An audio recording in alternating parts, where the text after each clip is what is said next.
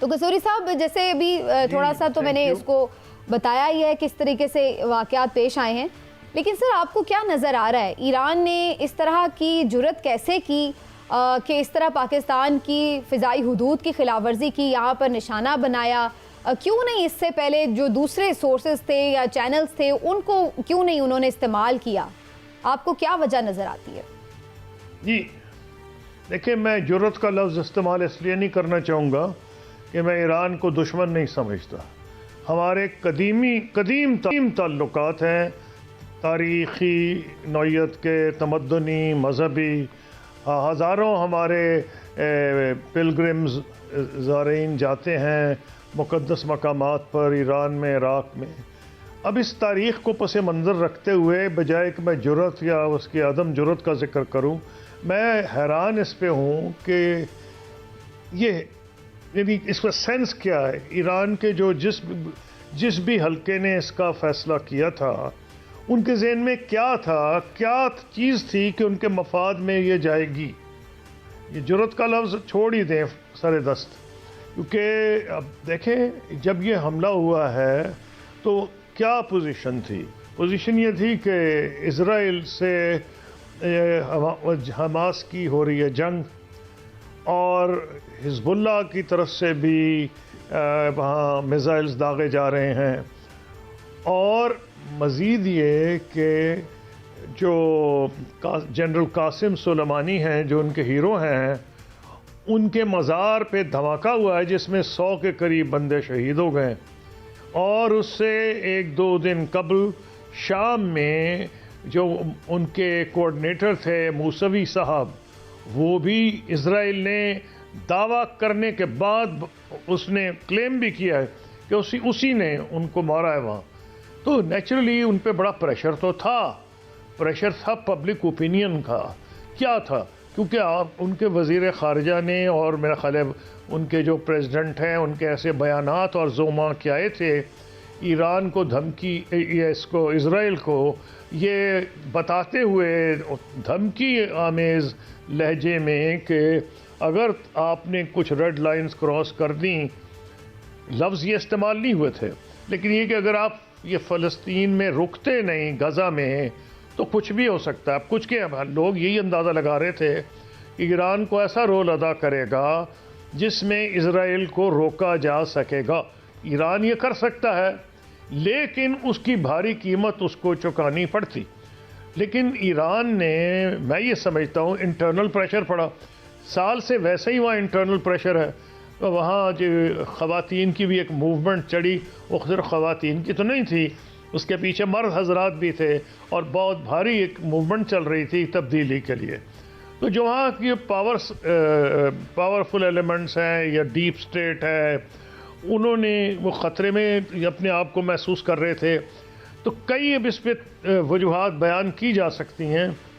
ایک تو یہ کہ ایک پرانا طریقہ ہوتا ہے اٹینشن ڈائیورٹ کرنے کا. اب کیا وہ یہ سمجھتے تھے کہ اگر ہم امریکہ کے خلاف تو کر کچھ نہیں سکتے اور اسرائیل پہ کریں گے تو امریکہ کے خلاف وہ سمجھا جائے گا. تو انہوں نے میرے خیال میں پبلک اٹینشن ڈائیورٹ کرنے کے لیے یہ جو اقدامات کیے ہیں اس کا کوئی سرا پیر نہیں سمجھ آ رہا. شام، عراق، پاکستان، اگر ایک ملک خوش ہوگا تو وہ اسرائیل ہوگا. بلکہ میں کوئی اسرائیلی اخبار جیروسلم پوسٹ کے کچھ اس میں کچھ آیا ہے، اس پہ کامنٹ ہے، وہ صرف ہم دنگ نہیں، یورپین دنگ نہیں، امریکن دنگ نہیں، وہ اسرائیلی بھی دنگ ہے. ان کو سمجھ نہیں آ رہی کہ اس کا کیا مقصد کیا ہے. اور ساری دنیا یہ سوچ میں لگی ہوئی ہے کہ اس کو ایران کا کیا فائدہ ہے. مجھے ابھی تک نہیں سمجھ آیا کہ کیا فائدہ ہے. تو اندازہ ہی لگا سکتے ہیں کہ شاید ان پہ اتنی بڑی تھریٹ ہے، جیسے میں نے کہا انٹرنل، تو وہ اس کو ڈائیورٹ کرنا چاہ رہے ہیں. شاید کیونکہ ایک ریولوشنری رجیم ہے، وہ پرماننٹلی لوگوں کو ایک ایجیٹیٹڈ سٹیٹ میں رکھنا چاہتی ہے تاکہ ان کے جو اندرونی مسائل ہیں اس کی طرف سے ان کی توجہ ہٹ جائے. اچھا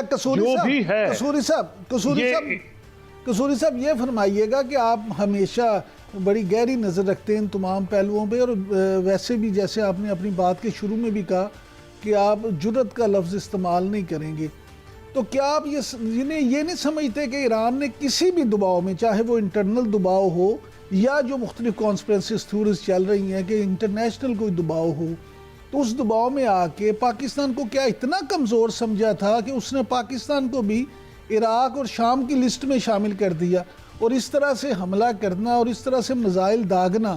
تو یہ جو معاملات ہیں، کیا آپ یہ نہیں سمجھتے کہ یہ کوئی انٹرنیشنل سازش کا بھی حصہ ہو سکتا ہے؟ نہیں، دیکھیے نا، بات یہ، میں نے جرأت اس لیے نہیں لفظ استعمال کیا کیونکہ ایران کو میں دشمنی کی صف میں نہیں رکھنا چاہتا۔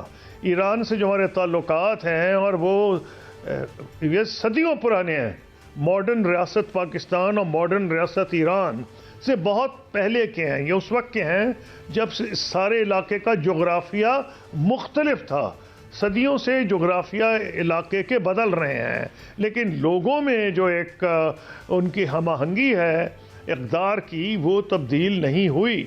تو میں نے اس لیے کہا کہ میں ایک لفظ استعمال تو نہیں کرنا چاہتا، کیا بے وقوفی تھی، حماقت تھی، یا میں تو ابھی تک سکتے میں آیا ہوں کہ سمجھ نہیں آ رہی۔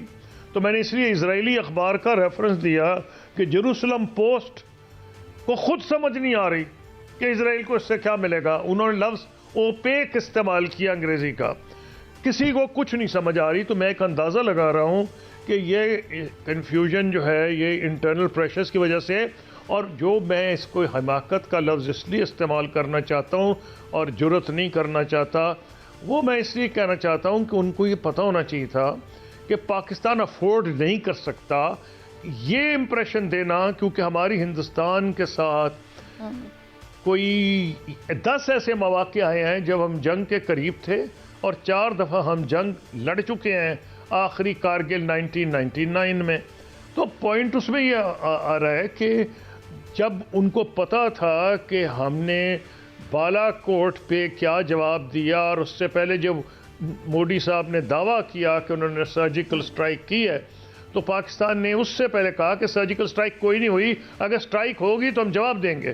پھر جو بالا کوٹ پہ آئے اور ان کے جہاز آئے اور انہوں نے جنگل کے کچھ درختوں کو نقصان پہنچایا اور اپنے بم گرا کے چلے گئے، جہاں ہندوستان نے دعویٰ کیا کہ بہت سے ان کے مطابق دہشت گرد مارے گئے ہیں، تو کچھ درختوں کو آگ تو ضرور لگی تھی، لیکن پاکستان نے دن دہاڑے ان پہ جوابی کارروائی کی اور ان کے جہاز بھی گرائے، ان کا پائلٹ بھی جو ہے وہ کیپچر کر لیا، ابھی نندن وردمان۔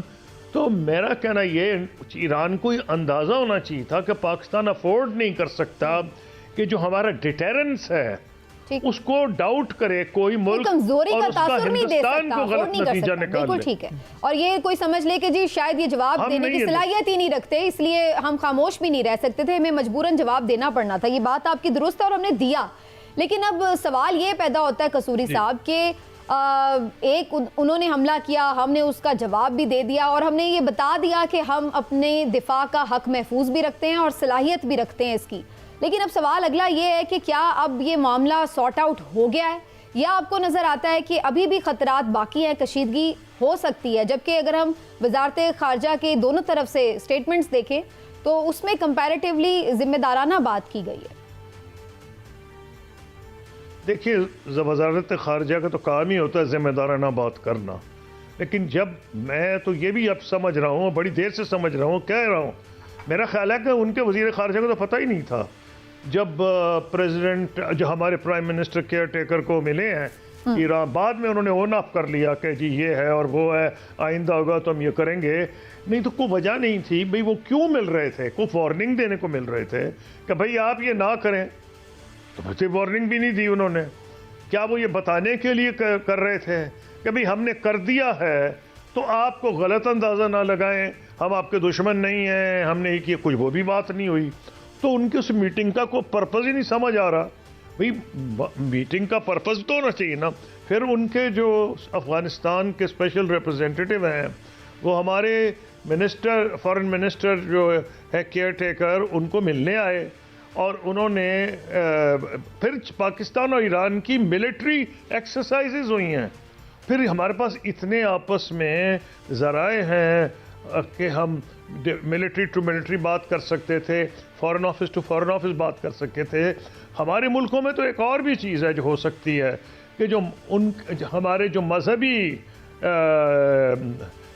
لیڈرز ہیں، عمائدین ہیں، مفتی یہاں کے اور وہاں کے، شیعہ جو ٹاپ کے ہمارے ہیں لیڈرز اور علماء، ان کا قوم سے ڈائریکٹ رابطہ ہے اور وہ آسانی سے میسج پاس کی جا سکتی تھی۔ ایک نان آفیشیل چینل ہے کہ بھائی یہ ایسی چیز جو ہو رہی ہے ہمیں یہ گلا ہے۔ اور پھر حیرانی کی بات یہ ہے کہ یہ پہلی بات نہیں، تو یہ سب چیز کا پتہ ہے، لیکن مجھے یہ بھی پتہ ہے کہ بارڈر مینجمنٹ کے طریقے ہوتے ہیں، خاص طور پہ دوست ممالک میں۔ اور جب انہوں نے پچھلی دفعہ ہمیں کمپلین کی اور ہماری کوآپریشن پاکستان گورنمنٹ کی سیکھ کی، تو پاکستان گورنمنٹ نے عبد المالک ریگی جو ان کے لیڈر تھے جند اللہ کے، ان کی گرفتار ہونے میں ان کی معاونت کی، ان کو ہینڈ اوور کیا، ان کا وہاں ٹرائل ہوا، ان کو پھانسی ہو گئی۔ اور بھئی آپ مختلف طریقے ہیں، یہ طریقہ جو جب ایسی ایک کوارڈینیشن موجود ہے تو ضرورت کیا ہے کہ آپ اس طریقے سے ایک اٹیک کر کے بلا وجہ کریں۔